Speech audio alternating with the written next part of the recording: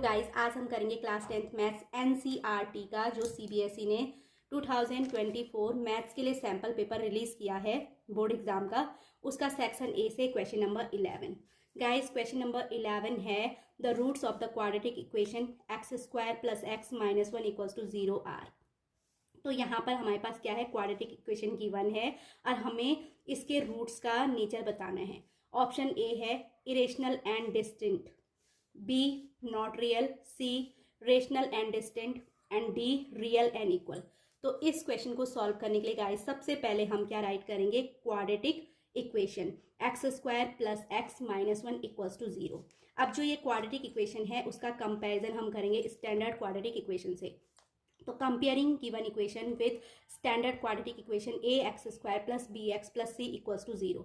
तो guys check कीजिए, यहाँ पर जो ए है वो एक्स स्क्वायर का कोफिशिएंट है, तो गिवन इक्वेशन में एक्स स्क्वायर का कोफिशिएंट 1, तो सो ए इज इक्वल्स टू 1 हो जाएगा।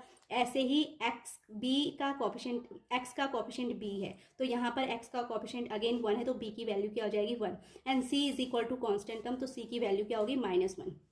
एंड उसके बाद हम डिस्क्रिमिनेंट यहाँ पर फाइंड करेंगे और उसके अकॉर्डिंग ही हम क्या करते हैं, क्वाड्रेटिक इक्वेशन के रूट्स का नेचर फाइंड करते हैं। तो we know that d equals to होता है b square minus 4ac।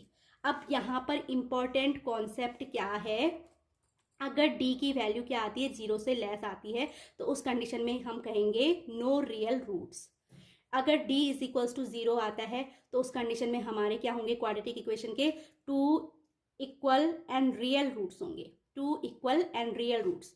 And अगर d इज ग्रेटर देन 0 आता है तो 2 डिस्टिंक्ट रियल रूट्स, 2 डिस्टिंक्ट यानी 2 अलग अलग और रियल रूट्स होंगे। तो अब हम चेक करेंगे कि हमारा d इक्वल टू क्या आता है। तो d की वैल्यू क्या होती है, b square minus 4ac। B की प्लेस पे मैं 1 रखूंगी, 1 का स्क्वायर -4 टाइम्स a यानी 1 एंड c यानी -1।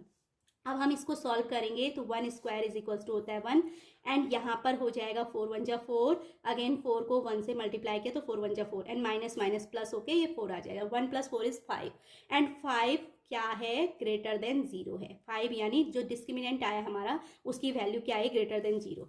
तो जब ग्रेटर देन 0 होगी तो अब हम क्या करेंगे, क्योंकि d इज ग्रेटर देन 0 तो 2 डिस्टिंक्ट मतलब कि 2 अलग अलग रूट्स आएंगे एंड रियल रूट्स होंगे।